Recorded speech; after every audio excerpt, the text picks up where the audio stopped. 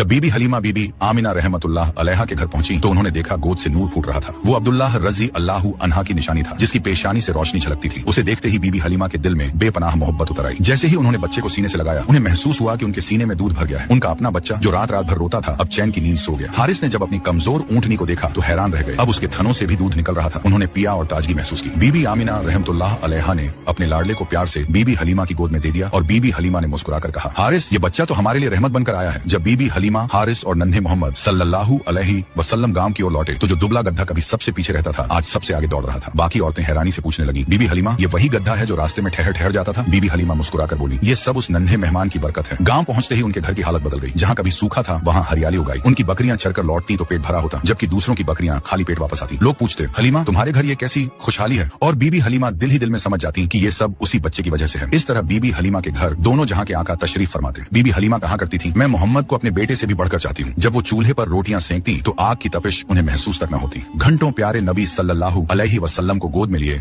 उनके चेहरे की रौनक देखती रहती और सोचती कि उनका घर जन्नत बन गया है। मुझे इस बच्चे ने कभी कोई तकलीफ न दी, बल्कि मेरी हर तकलीफें इसने दूर कर दी। वक्त गुजरता रहा और प्यारे नबी सल्लल्लाहु अलैहि वसल्लम अब करीब 3 साल के हो चुके थे। एक दिन उन्होंने अम्मा हलीमा से पूछा, अम्मा, मेरे भाई रोज कहाँ जाते हैं? बीबी हलीमा ने कहा, मेरे शहजादे, मेरे जिगर के टुकड़े, वो बकरियां चराने जाते हैं। नबी सल्लल्लाहु अलैहि वसल्लम ने फरमाया, मेरा भी दिल चाहता है कि मैं उनके साथ जाऊं। बीबी हलीमा बोली, मेरे प्यारे बेटे, तुम बहुत नाजुक हो, मुझे डर लगता है कहीं आपको यह धूप परेशान न करे। मैं आपको तकलीफ में नहीं देख सकती। मगर जब प्यारे नबी सल्लल्लाहु अलैहि वसल्लम ने बार बार कहा तो आखिरकार अम्मा हलीमा ने इजाजत दे दी। हालांकि उनका दिल अब भी फिक्रमंद था। इस तरह अल्लाह के प्यारे हबीब नबी सल्लल्लाहु अलैहि वसल्लम बकरियों को लेकर जंगल की तरफ जाने लगे और इसी तरह 4-5 दिन गुजर गए। आगे की कहानी जानने के लिए पार्ट 3 जरूर देखें।